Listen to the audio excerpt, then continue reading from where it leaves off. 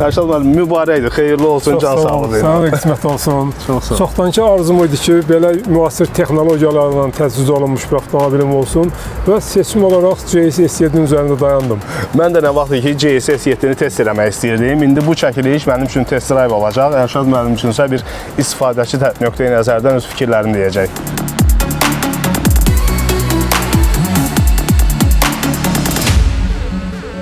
Avtomobilin qabaritləri böyükdür. Əslində orta ölçülü bir SUV kimi getsə də, uzunluğu 5 metrə yaxınlaşır, 4,9 metrdir. Klirensi var. Avtomobil seçəndə yəni tələblər nə idi? Əslində mən avtomobil seçəndə çalışırdım ki, bir SUV olsun. Çünki dağlara falan çox gedirəm. Klirensi də imkan daxilində yüksək olsun. Məsələn, bunda 20 cm-dir klirens və mütləq 4 çəkən olmalıydı. Həm də enerjini maksimum dərəcədə az işlətsin. Ona görə də plug-in hibrid, 4 çəkən və GS S7-ni seçdim. Arxa oqda elektrik mühərriki var. İndi texniki detallara keçəcəyik. Avtomobilin enerji sərfiyyatı, yanacaq sərfiyyatı, bu şəbəkədən enerjiya qoyulma, bunlar gündəlik istifadədə necədir? Çox mükəmməl. Hətta mən deyirəm, bunu artıq bir həftədən çox istifadə edirəm. Bircə dəfə o kənar şarj yerindən enerji götürmüşəm. Evdə 220 volta qoşuram. Təxminən 2 saat, 3 saatlıq enerji doldurması bir gün mənim o gündəlik həyatda istifadə edəcəyim. 220-dən? Bəli, 220-dən. 3 saat cəmi enerjidə saxlayıram, doldurmada saxlayıram və o mənə gündəlik rutin həyatım var. Təxminən bir 60 kilometrə yaxın sürürəm. Təbii ki, amma plug-in hibrid olduğuna görə hibrid rejimində tam bəs eləyir. Yəni, təxminən belə deyək də, hesablamışam orta hesabla bir 100 kilometrə bir 4-5 litr yanacaq işlədə bilər maksimum. Bir də haradasa bir 12 kilovat elektrik enerjisi. Daha bu pul xərclənmir ki. GS S7-nin dizaynı mənim çox xoşuma gəlir və bunun dizaynını biraz İngilis maşınlarına da, Range Rover'ə oxşadırlar. Bəzi o arxa hissədə məsələn elə elementlər var. Kənardan baxanların reaksiyaları necədir? Çox gözəl, çox maraqlı və ergonomik bir dizaynı var. Yəni güzgüləri, buferi və hətta mən düşündüm ki, bu tamamilə o kapotunun altındakı gücə hesablanmış bir şeydir. Ona görə də dərhal diqqət cəlb eləyir də. Məsələn, istər yandan, istər arxadan, istər də ön tərəfdən baxanda həqiqətən də baxırsan ki, mükəmməl bir dizaynı var. Bu da bir dinc dayanmır ha, gözlər elə sağa, sola. Bəli. Şuluq maşında deyəsən. Bizi salamlayır. Avtomobilin işıq texnikası ağıllıdır. Bu gündüz işıqları və burada müəyyən o şəkillər də vermək olur. 2000-dən yuxarı burada xüsusi ledlər var və o ledlərlə ayrı-ayrı kombinasiyalarda animasiyalar düzəltmək olur.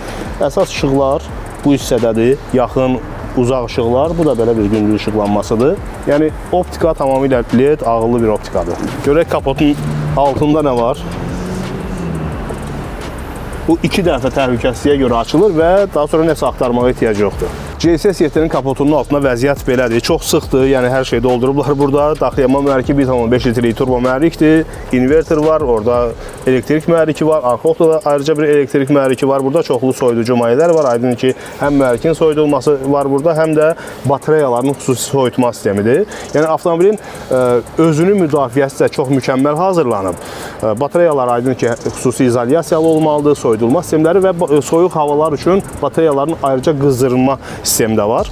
Burada naqillərin rəngləri göstərir ki, yüksək gərginlik var və cəm hibrid sistemin 501 at gücü var. 613 Nm torqu, bütün bu güclər kifayət qədər böyükdür. Aydın ki, batareyalarda enerji olmalıdır. 36,3 kWh-lıq batareya həcmidir və bu təkcə EV rejimində 180 km məsafəni getməyə imkan verir. Benzin işlətməyəcəksiniz. 50 litrlik yanacaq çəni, 95 oktana hesablanmış mühərrikdir. Tam dolu yanacaq çəni və batareyalarla birlikdə 1000 km, 1050 km, 1020 km bəlkə də yürüyüş məsafəsi sizə verir. Yəni bu kifayət qədər uzun bir məsafədir. Şəhər içərisində də effektivlik alırsınız və uzaq yollarda da.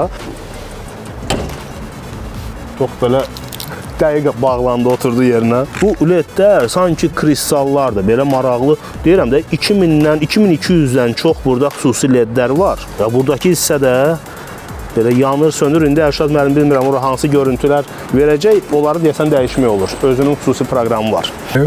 İstəsən bunu da seçə bilərik. Məsələn, bax, bu çox səliqəli bir işıqdır. Sonra belə variant var.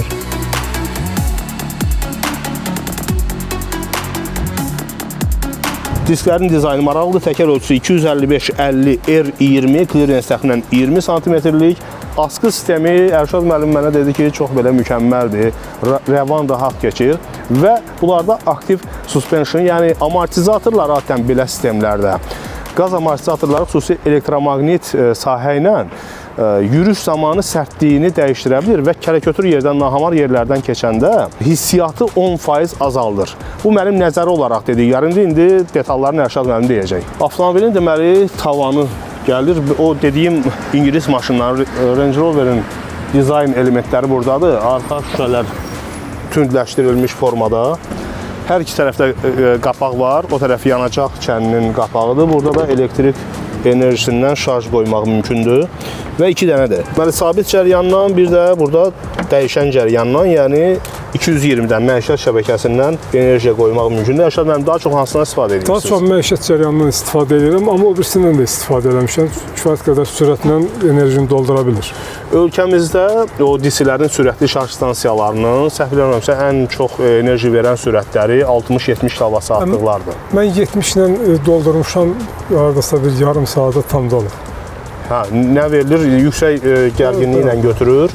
Yarım saata tam doldurub. Bəli, yüksək sürətli ilə. Amma məişətlə götürəndə hardasa 1 saata, indi onun aparatlar müxtəlifdir. Mən bu dəqiq istifadə elədiyim 1 saata 3,5 kW belə. İndi nə qədər istəyən qoşun. Ərşad müəllim, arxa hissəndə dizaynı çox maşallah qəşəngdir ya. Yəni göz dəyməsin. Tam belə birləşdirən LED işıq. Burada da işıqlar yanır. İndikatorlar. İşıqlarda orada təkrarlayıcısı da var. İndi tormoz basanda qəşəng görükür arxadan. Ümumilikdə ətrafında 5 dənə kamera var. Bir kamera da buradadır. 360 dərəcə kamera sistemi, amma 360 deyil, əslində 540-dır. Necə altında da. Proyeksiya, avtomobil özü proyeksiya olur, hara getmək istəyən oraya. Elə bir sən sanki avtomobilin hər yerin altında görürsən. Onu salonda baxarıq. Bagaj necə açılır? Bagaj çox gözəl, bir dənə düymə ilə belə. O ayaqla açılmağı test eləməmisiz, yoxsa yoxdur? Yox, test eləməmişəm, amma onu da eləyəm. O baxarıq, görək ümumiyyətlə o var. O nədir, Ərşad müəllim? Lexus. Bu da Lexusdan yadigardır. Əvvəlki maşınlar, amma əsas məsələ nədir? Bu düz gəlir. Çünki Toyota Lexus və JC-yə Çinin Toyotası deyirlər.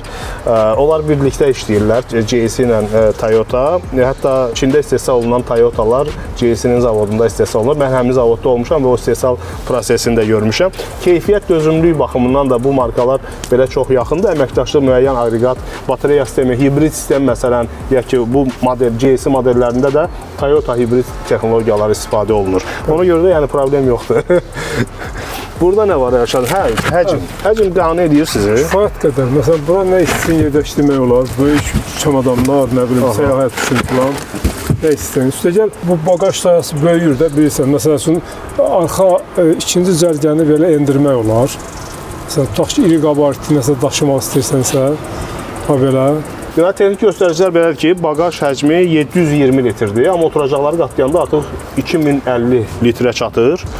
Bilmirəm, Ərşad müəllim istifadə edəcəksiniz. Burada nədir? Burada da məsələn, görürsünüz, sos var, sonra qəza dayanma nişanı var, sonra burada şarj avadanlığını burada gəzdirmək olar, sonra alətlər dəsti gəzdirmək olar, xırda əşyalar qoymaq olar.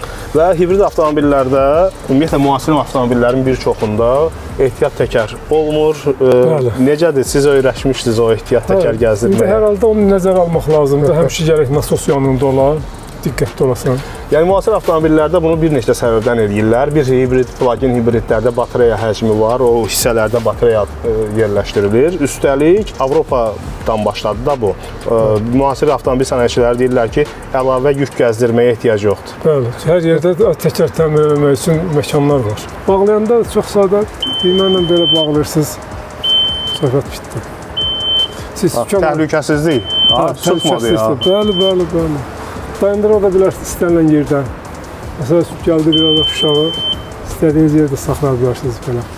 Xeyirli olsun. Amma maraqlı bir detal, bu premium avtomobildir, qapı özünü çəkir.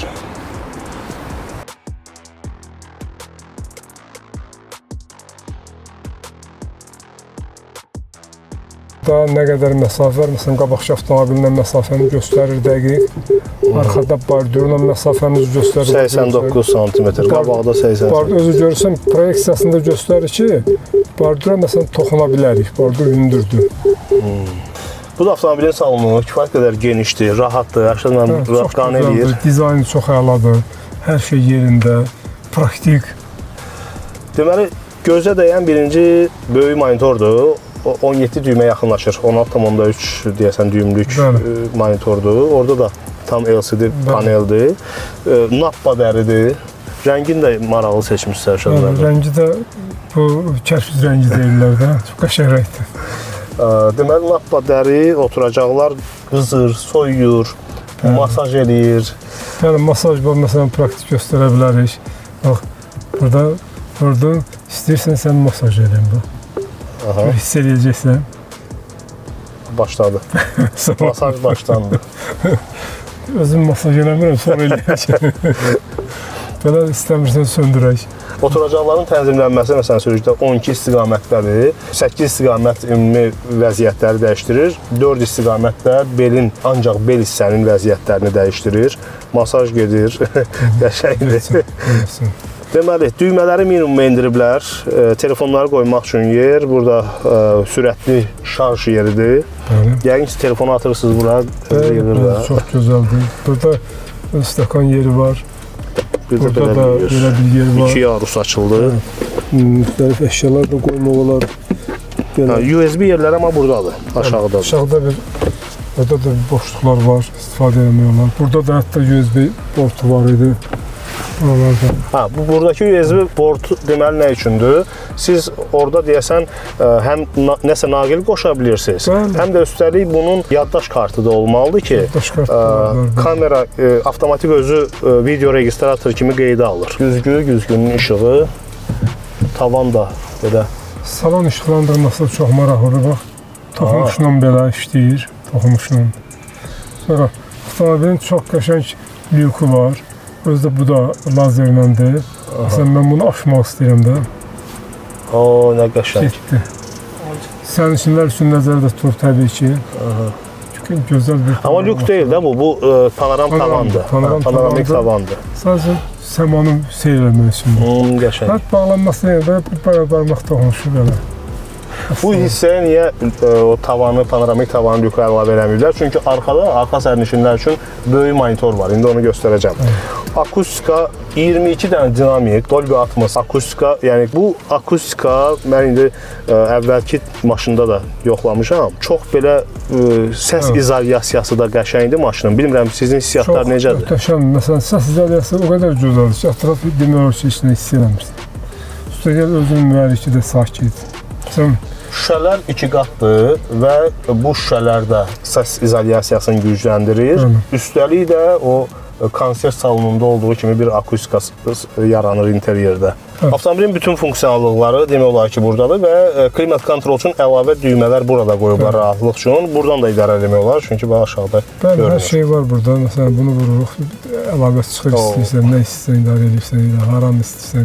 Temperaturda dəyişmək olar, çox sadə belə. Balaca bir toxunuşla. Sonra rejimlərini dəyişmək olar və s. Deməli, avtomobillə bağlı nələr var? Müəyyən tənzimləmələrdir, qapıların tənzimləməsi, şüşəsilənlər, güzgülər, işıqların tənzimlənməsidir. Həm içəri işıq, həm də çöl işığının tənzimlənməsi var. Ambiyans işıqlar var salonda, enerji ilə bağlı, batareyalar göstərir. 61% batareyalar. 61% batareyalar.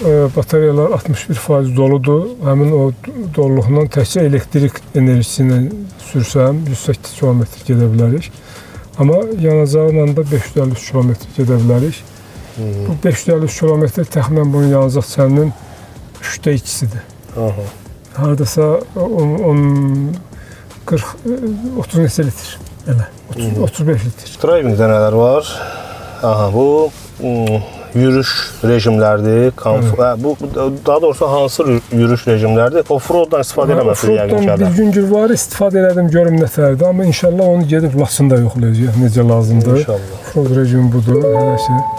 Sonra mən enerji saving rejimindəyim, yəni enerjini saxlamaq, rekuperasiyanı həmişə aktiv saxlamaq. Belə də ayağı qazdan çəkirsənsə, tormozlanmanı, rekuperasiyanı hiss Xüsusən edirsən. yeni işlərdə filan çox səbəb. Məsələn, komfort rejiminə qoya bilərik. Belə də kim necə istəyir.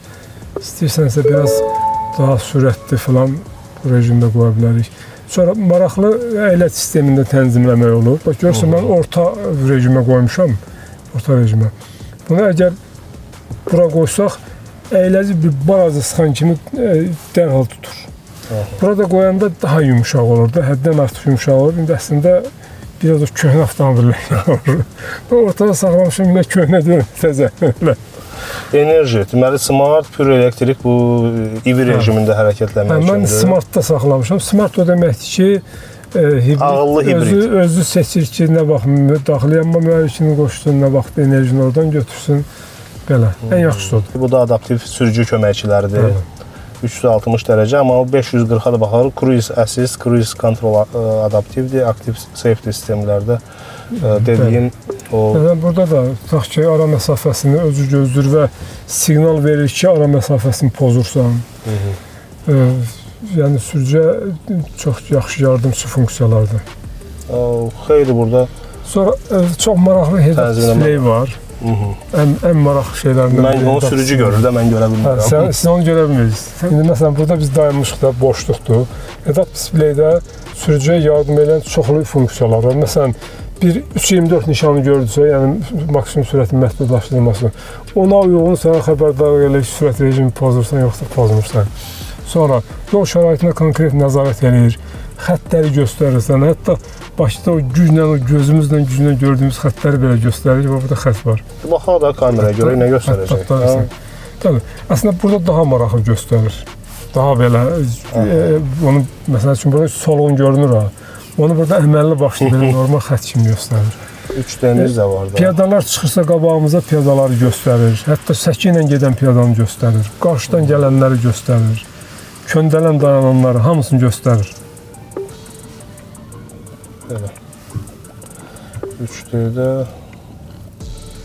3D-də və avtomobilin demək olar ki, biz altında görürük. Avtomobil harada durur? Məsələn, hərəkət edəndə. Parklanma zamanı çox faydalıdır. Nəyə görə? Konkret göstərir ki, məsələn, avtomobilin altı tutaq ki, bordura toxunacaq yoxsa yox. O santimetri də göstərir. Santimetrlə göstərir. Neçə santimetr qalmışsa. Bəli, bordura toxuna bilərsən yoxsa yox. Arxa sıra sərnişinlər üçün komfort elementləri kifayət qədər çoxdur. Yəni rahatlıq, oturacaq və ayaqlar üçün orada imkan var. Çox sağ ol, çox sağ ol. Burada bir də boss oturacağının düymələri var. Arxa sağ tərəfdə əyləşən sərnişin ön oturacağı özü tənzimləyə bilər. Sürücü də tənzimləyə bilər. Sürücü də tənzimləyə bilər. Yəni məni burada sağ qabaq sərnişini bir o qədər nəzərə alıb. Əslində o yardım eləmək üçündür. 4 zonalı klimat kontroldur. Arxadakı sərnişinlər də özlərinə uyğun burada iqlim tənzimləyə bilirlər. Üstəlik oturacaqların isidilməsi, havalandırılması var. Arxa oturacaqda onu indi ayrıca yəqin ki göstərəcəyik sizə. Ayaqların rahat qalması üçün oturacağın altından o əlavə element açılır. Orada az qala bir uzanmaq olar da, əməlli başlı istirahət eləmək. Bir də monitor var orada. Bəli, gözəl bir monitor var. Həmin monitoru bax belə biz endiririk, açırıq. 17 düymdən böyükdür bu monitorun ölçüsü. 3K görüntüsü də yaxşıdır. Özdə monitor, deməli, arxadakı sərnişin əgər uzanmaq istəyirsə, biraz o ayaqlarında qaldıraq. Monitor ona uyğun belə müayinliyin dəyişir ki, onu rahat belə perpendikular görə bilsin. Gözəl bir funksiyadır. Yığışdırmaq da, oradan da yığışdıra bilər. Məsələn, sərnişin özü də idarə edə bilər, bundan sürücü də idarə edə bilər. Şimdi monitor yığışsın yerinə. Və bunlar bir-birinə əlaqəli deyil. Sürücü başqa bir şeyə baxa bilər, sərnişin də nə istəyir ona baxa bilər. Sürücü hərəkət vaxtı heç nəyə baxa bilməz. Belə bir funksiya var. Məsələn, cəhd eləsən ki, burada bir video görüntüyə baxasan filan olmaz. Ancaq səsə qulaq asmaq olar. Səssiz işləyir, hibrid rejimdir. Əslində, mühərrik də işləyəndə demək olar ki, səs gəlmir. Yüngülvari bir xışıltı gəlir. Deməli, öyrəşmisiniz Ərşad? Bəli, artıq öyrəşmişəm. Öyrəşmək vaxt aparmadır? Belə, onsuz da hər şeyə öyrəşmək üçün vaxt lazımdır. Cüzi, yəni idarə eləyə-eləyə Biz gördük ki, çox mükəmməl bir texnikadır. Sürüş komfortu, təhlükəsizlik, idarə etmənin sadəliyi, hər şey çox mükəmməldir. Yolda da özünüz görürsünüz də. Dinamikası, ümumiyyətlə bu avtomobili kim istəyirsə, arzu edirəm ki, qisməti olsun. Amma bir şey deyim ki, bunun kapotunun altında 501 at var. Bir ilxat. Bəli, bir ilxat. Ona görə də məxsusi olaraq deyirəm ki, o atları yaxşı idarə edin. Bu təhlükəlidir, onu biraz başını buraxsanız sizi çox uzağa apara bilər. Avtomobilin idarə olunması çox rahatdır. Göründüyü kimi sükan çox rahatdır. Yəni sükan gücləndiricisi mükəmməldir. Ümumiyyətlə bütün idarə etmə orqanları nə varsa, hamısı praktik və çox rahatdır. Ona görə də bunu idarə etmək üçün xüsusi bir çətinlik falan ola bilməz.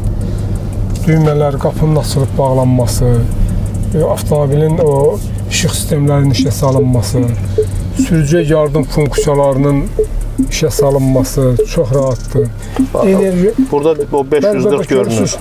Burada dönürük 540-ı göstərir ki, məsələn, ona bilər elə yer var ki, bordürə yaxın dönürük. Toxunacaq, yoxsa toxunmayacaq. Bax, onu göstərir.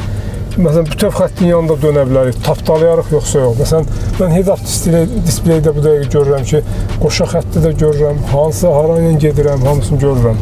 Çox rahat. Yəni o 540 necə işləyir? Ön, arxa kameralar zaten yolu çəkir. Bütün o 5 kamera. Və ön, arxa kameralar elə sinxronlaşdırılıb ki, avtomobil gedəndə yaddaşında saxlayır. Çünki orada millisaniyə fərqi var da. Avtomobilin alt hissəsini şəffaf göstərir. Bəli, proyeksiya eləyir o avtomobilin özünün hətta fiqurunda. Yaşar müəllim, çox xoşuma gəldi. Can sağlığına, xeyirli uğurlu. Təşəkkürlər. Hər kəsə qismət olsun, sənə də qismət olsun. Çox sağ olun. Sağ ol.